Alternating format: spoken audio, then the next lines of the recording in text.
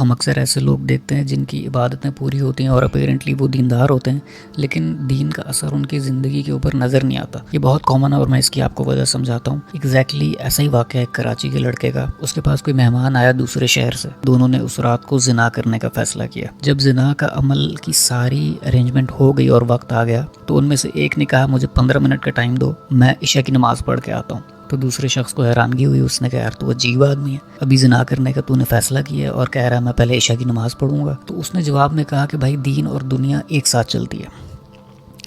وہ لڑکا اپیرنٹلی 5 وقت کا نمازی تھا، لیکن کیا وجہ ہے کہ عبادت اثر نہیں کر رہی، اب میں آپ کو ایکسپلین کروں گا۔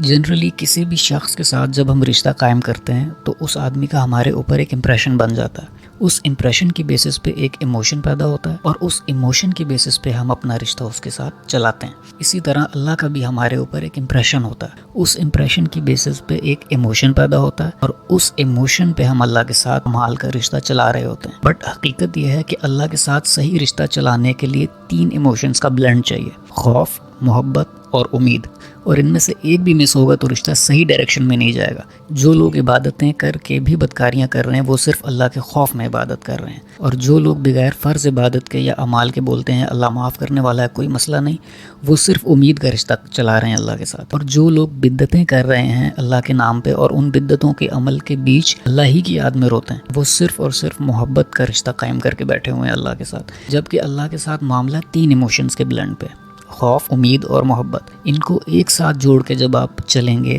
تو آپ کا اللہ کے ساتھ تعلق صحیح ڈائریکشن میں جائے گا اور آپ کا دین بھی صحیح ڈائریکشن میں چلے گا۔